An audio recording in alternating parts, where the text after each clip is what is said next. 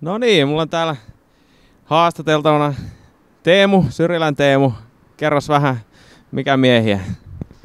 Tervehdys, Teemu on nimi. Ja ajatuksena on tämmönen, että pyritään tämmöistä vähän luonnollista ruokaa ja yleensäkin tämmöistä luonnollisia vaihtoehtoja tuomaan ihmisille vähän enemmän. Että just tätä, että saataisiin enemmän vaihtoehtoja, että on niin paljon ihmisiä, jotka ei enää halua tämmöistä kemikaalimössöä syödä ja itselleen ja perheelle esimerkiksi tehdä. Ja että tuotaisiin tämmöisiä ihan luonnollisia, puhtaita ruoka-aineita ja nostettaisiin laatua ihmisten tässä ruokatietoisuudessa. Ihan tämmöisellä hyvin yksinkertaisella ja maanläheisellä ajatuksella ollaan liikenteessä tässä asiassa.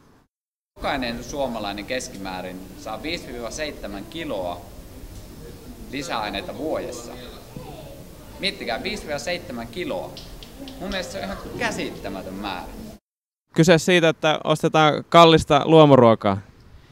Ei, itse asiassa just päinvastoin, että mentäisiin just lähemmäs luontoa ja lähettäisiin tämmöiseen tavallaan luonnollisempaan, puhtaampaan, mikä tarkoittaa myös sitä, että se hinta olisi pienempää. Että se on tälleen, pyritään tuomaan niitä vaihtoehtoja ja niitä valintoja, että jokainen voi tehdä sen, että se luomuruoka voi olla halpaa ja se on, kun sen itse tekee sen valinnan.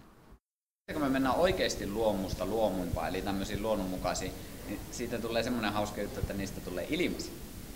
Eli kannattaa seurata näitä juttuja, jos kiinnostaa edullisempi ja parempilaatuinen ruoka.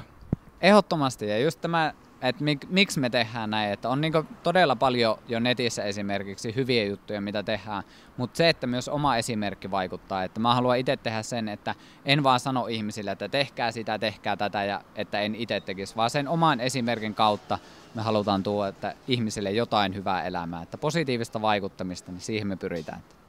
Siis tässä on se hauska juttu, että mitä enemmän me on nyt syödä lisäaineita, niin meidän ruumiit on semmoisia, kun me kuollaan, että meidän ruumiit ei häviä enää oikein mihinkään. Että se on aika pelottavaa, että meistä tulee kohta kuolemattomia sen kuoleman jälkeen.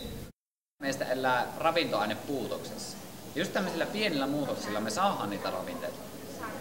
Ruokasuola pois, oikea suola tilaa. Kuusamosta ja Suomesta ja maailmasta parempi ja puhtaampi paikka elää, että positiivisella vaikuttaminen, sillä me lähdetään liikenteeseen. Alright, lisää löytyy kauha.fiistä ja sieltä löytyy Teemu yhteystiedotkin sitten. Kiitos. Kiitos. Näkemisiin.